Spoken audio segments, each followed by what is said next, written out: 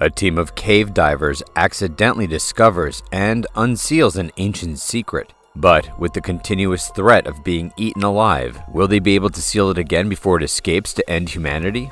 Hello, welcome to our channel. Today we'll recap and review an American action horror film, The Cave.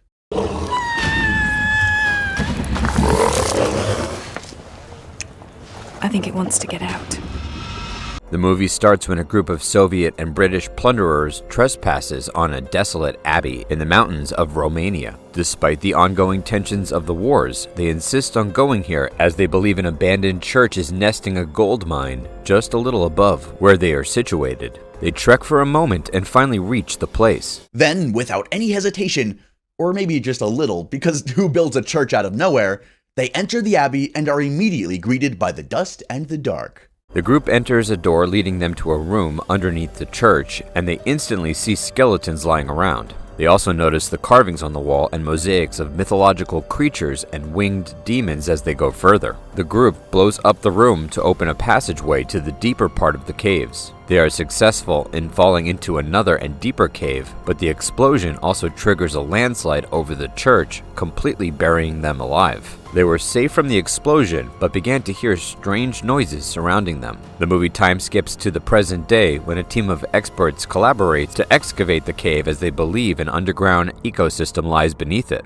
Dr. Nikolai, a scientist and leader of the team, and Dr. Catherine, a biologist, hire a group of divers led by brothers Jack and Tyler to survey the surroundings to get the surface scans of the cave. To the rest of his team, Top, the survival expert, Charlie, a rock climbing professional, Strode, a sound navigation and ranging expert, and Briggs, another professional diver, are waiting for them on the boat. Later, they discover a river in the underground cave that stretches for at least 90 miles. Then, Tyler introduces the remodified breather he reprogrammed that will allow a diver to be submerged for up to 24 hours. The night before their expedition, the whole group meets each other while Alex, their designated cameraman, films everything for documentation. Jack then starts a presentation about the cave by informing them that there is a 300-foot cavern just below the cave entrance, which Nikolai named Titan Hall. Their mission is to find a dry cavern within the system to set up a camp so both doctors can get the samples they need within 12 days. After the meeting, both doctors narrate the abbey's history to Tyler through the mosaics they retrieved. According to the local legends,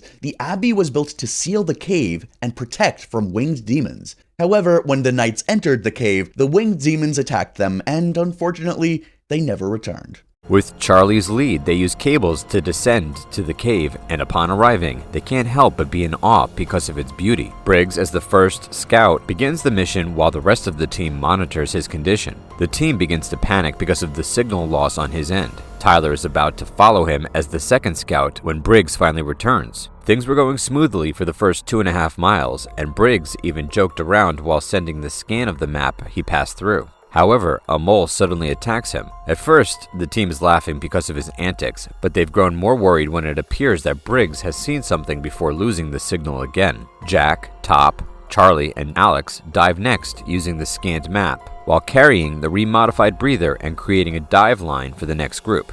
After a couple of minutes, they finally reach the advanced base camp where Briggs is last seen. Upon arriving, they immediately see his diver's equipment, but he's nowhere to be found.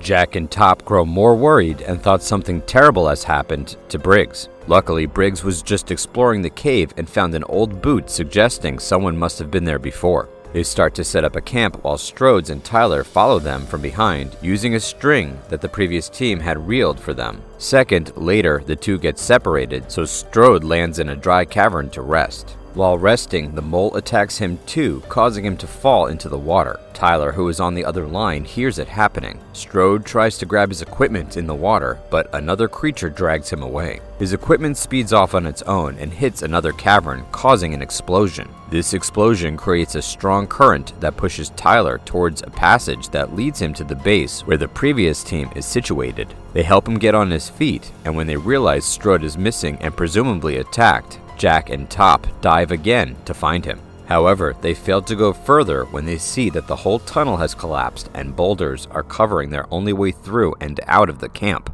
The duo tries to remove the rocks, however, Jack sustains an injury. They also discover Strode's breathing apparatus, suggesting he's already drowned. The two return to the team and Jack announces Strode's state and explains their situation. First, they cannot go out the way they went in due to the blocked passage, and second, their rescue team is not going to come after them for the next 12 days as this is their mission's time frame and they have to find their way out before their supplies run out. While everyone's mourning about Strode's passing, Catherine informs them that the mole's existence suggests a food chain here, but she is unsure whether it is on the top of the food chain or just another meal for a bigger predator. Top suggests they find a way out, but Nikolai tells them that it is impossible and waiting for the rescue team is their safest way. However, Jack reminds him that with their situation, the best rescue team they could have is the very same people inside the team. After this, he and Top volunteer to scout for an exit and recommends everyone else to rest in the meantime.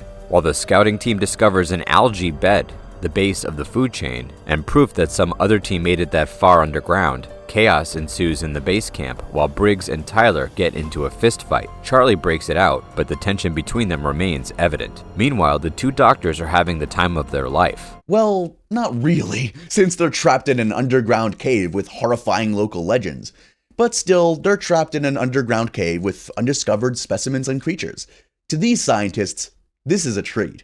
With a microscope, they inspect the parasite they found on the dead mole's body and a salamander's skin. While they're in their own little bubble, Top and Jack crawl into the tight crevices in search of an alternative route, but stop when Jack suddenly finds a scorpion's nest. The two back out when the creature drags Jack and attacks him in midair. He persistently fights back by cutting the claw off the creature and falling to the ground. Top immediately carries him back to the base, while the others help him clean and inject antibiotics into the wound. Catherine inspects the claw and they discover that they are now part of the food chain as a larger predator is out to get them. She adds that the cave is a self-contained ecosystem and that the creatures developed heightened senses of hearing and smell to adapt to their environment. Since staying in one place is growing more dangerous, the team continues their expedition. Along the way, they found a human femur bone with teeth marks. As the group grows deeper inside the cave, the tension between the members gets inevitably worse, especially Briggs, who is most affected by Strode's death. Sensing the tension, Top suggests letting the other members rest, and Jack says soon they will hit the water. Top is confused as he doesn't hear any water, but Jack says he can smell it in the distance. It turns out he was right when they found a series of rapids. While resting, Alex tries to film Jack as part of his documentation. Jack gets pissed and pushes the cameraman, causing him to drop the camera in the water. It appears that his condition is deteriorating as he's growing more short-tempered, or maybe he's just camera shy. But come on, man, he's just doing his job.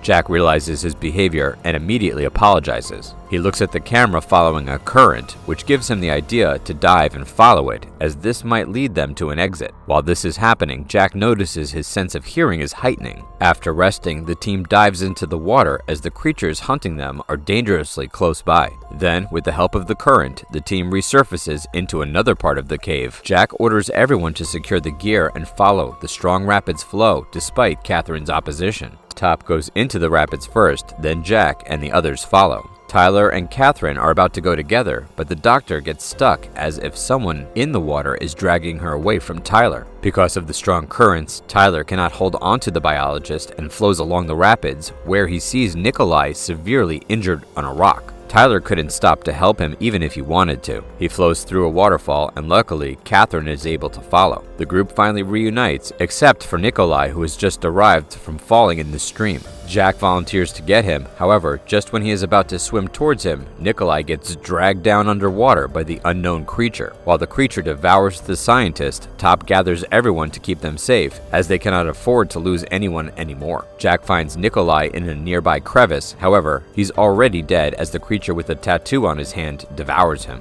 This is the same tattoo the plunderers had at the beginning of the movie, which means they are mutated humans. Jack returns to the group to inform them of Nikolai's fate, and Catherine, who was closest to him, can't help but blame him for his decision. The group gets out of the water to continue their journey on foot. Since they don't want to go to the water again, the team decides to climb the wall to ascend and find another way out. Despite Jack's disapproval, Charlie climbs alone to scale the wall. Probably the worst decision she made in her entire life when she saw a creature waiting for her in one of the crevices. With everyone watching, she jumps off the small cliff and gets stuck in midair. While everyone is working on getting her down, the flying mutated human attacks her. She torches the creature, but this retaliation also costs her life. While mourning the loss of another friend, the team notices Jack's transformation. Catherine then figures it out and explains to the team that the parasite they found earlier mutates its host, and Jack is currently their best example of this phenomenon. After seeing this transformation, a few team members question his ability to lead and his humanity, causing them to divide into two groups.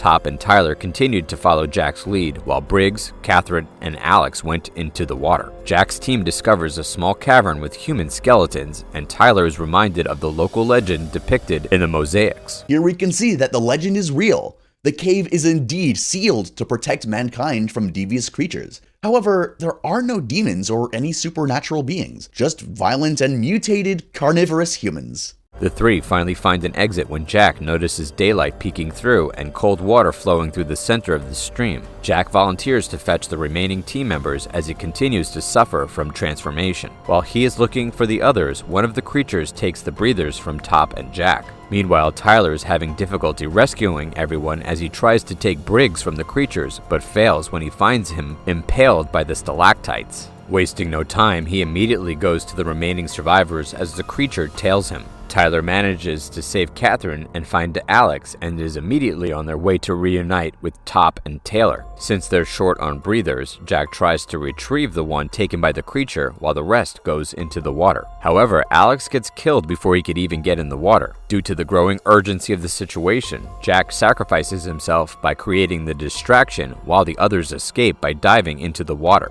Finally, the three resurface in a safe place away from danger. After a few days, Tyler and Catherine meet up. He asks her if his brother could survive alongside the humans even if it had mutated. Catherine initially theorizes that the parasite could only survive underground, but she is now uncertain about this. She adds that the parasite might want to go out in the open and infect others. Before leaving, Catherine kisses Tyler on the cheek, but he notices that Catherine's eyes have mutated. Before he could even process this, Catherine has already disappeared. Phew! That's what they call a reveal. Well, watching this recap may have spoiled that reveal, but nonetheless, you're still in for a treat because of the growing tension in every scene. If you like horror films with a touch of science, this movie is perfect for you. Well, except if you're claustrophobic.